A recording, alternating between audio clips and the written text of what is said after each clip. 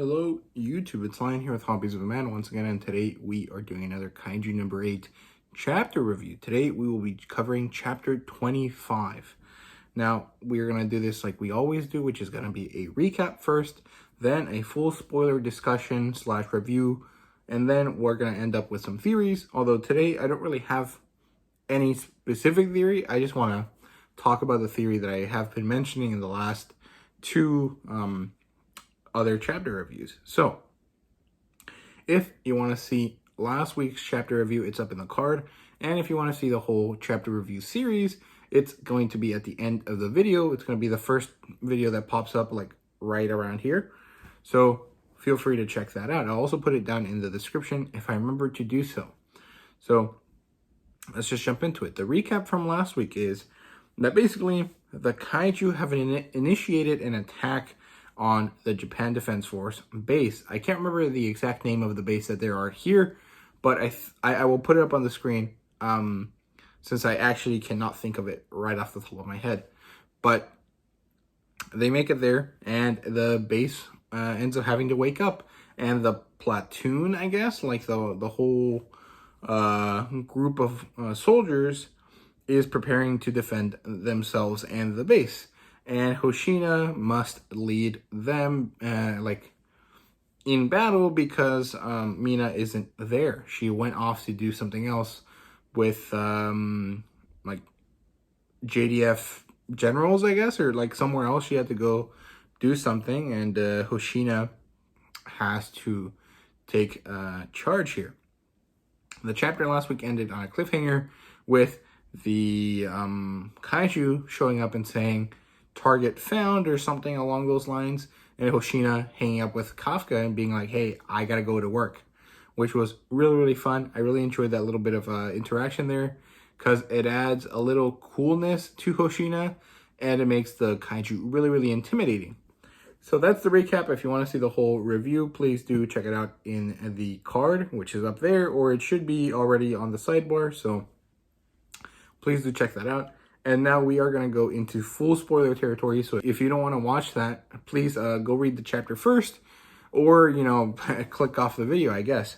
So chapter 25, it has 22 pages, and it opens right after the end of the last chapter. The Kaiju, which we'll call Kaiju number 10, or the Dragon Kaiju. I don't know what a good title would be, what a good title for him would be. I'm partial to number 10 just because it's easier than saying Dragon Kaiju all the time. But yeah, the Kaiju number 10 speaks and asks who is the strongest at the base, which is very interesting. And his tone actually changes. Last week, a lot of people were saying that the tone of this Kaiju was kind of robotic, and that it was probably hinting at the fact that they're not human and that they don't have emotions the same way we do. And that's fair, but I think that the Kaiju is showing some, maybe not emotion, but definitely a personality here that is definitely clear. It's like that big macho guy that just wants to fight the strongest character, kind of like Elfman in Fairy Tail, or, you know, Natsu or something like that. But obviously this is a lot more muted and underdeveloped. It's just very clear, like menacing, I guess, which is very interesting, and it is significantly different from the last Kaiju number 9, so that's pretty cool. Anyway, Hoshina responds. He has a bit of a like, oh, of course this guy would know English because apparently all the Kaijus know English now. And then he responds, he's like, "I'm the strongest here." And he does it in his like very jokey kind of like, "Oh, you know, I'm just a bumbling fool" kind of thing. But he's badass, honestly. Hoshina is one of the coolest characters, and I thought he was really boring at first, but as the series has been progressing and we get to see more of Hoshina, honestly, he's one of the most badass characters. He's more badass than Mina so far, just because he has had more development than her, which, you know, I'm really looking forward to seeing how badass she is at some point. So the Kaiju shoots this energy ball thing at him. He just like goes like that, and there's this like red, it looks kind of like an eyeball. I don't know if it's actually red. It wasn't in color, but it looks like a really jaggedy eyeball, which I would say is kind of like an energy ball. and he shoots it. Hoshina dodges it, and then it like cracks the wall where it hit, like really, really strongly. So it's very powerful. And then, Glasses Girl calls in and she's like, hey man, we got the Fortitude. It's Fortitude 8.3. So there's definitely a Dai Kaiju, because if I remember correctly, 5 to 8 would be a Joju, or yeah, a Joju, and smaller than that is a Honju, and now 8 and above is a Dai Kaiju. If we remember correctly, I think Kafka was 9.8, so this guy is weaker than Kafka, at least so far. I'm not sure if he can increase his power level as needed, because we don't actually know the powers that the Kaiju have yet, but yeah, he's definitely a Dai Kaiju. And then, they send out orders. They're like, hey, this other guy has to mobilize the rest of the units because Hoshina is tied down with this guy and he's going to brawl with him, so he can't take care of leading the defense, right? So that happens, and as soon as Hoshina is basically done, the Kaiju comes in behind him and tries to, like, sucker punch him, I guess, or, like, stab him in the back, essentially. And Hoshina manages to dodge. He gets, like, a little bit of a spider sense thing going on. He dodges, and the Kaiju is like, hey, you managed to dodge that? That means I was correct. This is the strongest guy, and you're going to be the one that fights me, which is really, really cool. Again, these Kaiju are just being very menacing, and I'm really, really enjoying how they, work. Yeah, he dodges again, and then Hoshina's like, damn, I gotta kill this guy myself. He's way too strong for everyone, right? So, the Kaiju attacks again, and then he opens his face, like, because the Kaiju, if you look at it face on, it has a mouth, and then it has, like, this cross thing on its face, and the thing, like, opened, like, I don't know how to explain it, like this, okay? And inside there was this glowing ball where his face would be, and it kind of looks like he's a Cyclops with a horn on his head, which is very interesting. But then he's like, he like sends a message to the Wyverns. He's like, commence the attack or something like that. I don't remember what he said, but he does that, and then it looks like waves of sound are expanding out of him, and then the Kaiju react, the Dragon Kaiju, the Wyverns react, and then they start going crazy. And they start attacking, right? And then this guy starts attacking Hoshina once again. He's not letting up. Hoshina barely dodges the last attack. Like, it's like this big fireball, basically.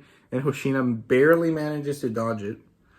And, Hoshina notes that it has a lot of power. It's like a meteorite is crashing down into the Earth, which reminded me of Draco Meteor, which is a Pokemon move.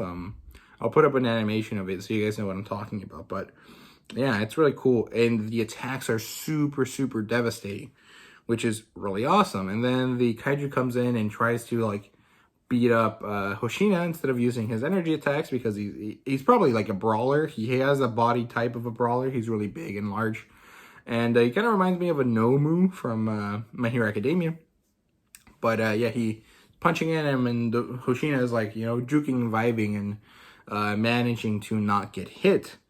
But he tries to hit him, and he like tries to cut him, and apparently his hide is tougher than Kaiju number 8. So apparently this guy maybe isn't as strong as Kafka, but has a bigger defense capabilities. So I guess if this guy is more like a tank, high attack, high defense, slow speed. But I'm not really sure that he does have slow speed. He seems to move pretty fast. So I guess he's just a big brawler type, whereas the one before was kind of like a glass cannon. He had low defense, because he wouldn't dodge, but he would block a lot. So really interesting. I'm really enjoying the differences between these Kaiju, and yeah, it's really cool. So the scene shifts to a different part of the battle, basically, and it's following one of the other older officer members that we met in the middle of the last arc. I can't remember their name, but they were the ones with the black hair. And basically, they're fighting these Dragon Kaiju, and these Dragon Kaiju are huge, and they're not doing anything. And Kafka is like, hey, it's because you guys are shooting them at the front, but these kaiju attacked, 10 years ago or whatever, and they have really strong, tough hides in front, but the hide of their back is really weak, so you can actually kill them by shooting them in the back. And, the other guy's like, great job, Habino. You did good. Thank you for the info. Let's try doing that. And basically, it turns out that these kaiju are working together, that they're covering each other's backs. They got their 6 or whatever. And they're making sure that, the defense force can't attack them and kill them, which is really awesome. And it's really showing the fact that, hey, the other kaiju can really control them because he's even changing their behavior, which is really, really cool. And yeah, so they tried to do this. Haruichi, and Aoi tried to do the thing, and then another kaiju like blast Haruichi in the face, which is actually pretty cool. And yeah, like I said, they're protecting each other, and the battle is basically lost, right? Everyone's like, damn, what the hell are we gonna do if these kaiju are smart enough and intelligent enough to work together in order to make it so we can't kill them? And no, the battle is not lost, because Kikoru, being the badass that she is, comes through using her awesome, like 57% whatever power, and a giant axe, a gigantic dragon slaying axe, to chop up the front of the wyvern kaiju. And holy crap, Kikoru is so cool. I love her so much. I just love her characterization. I love how cute she is. I love how, over the top and full of herself she is, but I love that she can back it up. And Kikoru is so awesome. And the way that the mangaka just shows motion here and impact and how strong things are is wonderful. I love it so much. The scene where Kikoru like slices or like hits the dragon in like the chest with a giant axe looks 100% awesome. I love it so much. I would love to have that as a poster. And yeah, that's the end of the chapter, which was really, really wonderful. I loved it so much. Now, the theory section. Well, honestly, I don't really have a theory. I'm just super hyped for the next chapter, not volume, sorry. And I'm really interested to know, more information, because so far it seems that my theory of these different humanoid kaijus being significantly stronger than other kaiju in their race group, I guess, or their, maybe not species, I'm not really sure what to call it, like their designation, I guess, because this one looks like a dragon and it leads dragon type kaiju, seems to correlate with what I was saying last week about how the humanoid kaiju are the top of their group and they like exert control over all the other ones. So I'm really excited to see if Kafka can somehow, do something with these other kaiju, and if he can control some of the kaiju, or maybe he can lend his powers to other people, and from there be like the top dog in that sense. So I'm really excited to see how this goes and how the series evolves, and I'm loving the action. It's very nice that, we are getting into more an action-heavy kind of story, because I think that the story has been really good, but the pace has been a little, actually the pace has been really good, but what I'm saying is the amount of action compared to character building has been like weird for a shonen story, and I've liked it, but I think that it's going to start grating on some of the more traditional readers if this doesn't change, and I'm happy to see that the mangaka is making the story be a lot more action-based in this arc so far. I mean, the first 3 chapters. So I'm excited to see how they manage to balance out that, a large amount of action with that really good character development stuff that they've been doing so far. But yeah, that's it for me. I hope you guys enjoyed this video. If you did, please leave a like, subscribe, and comment down below. Let me know what you thought. How did you like Kaiju number 8? So thank you guys very much for watching. And of course, thank you for being here. So yeah, see you guys later.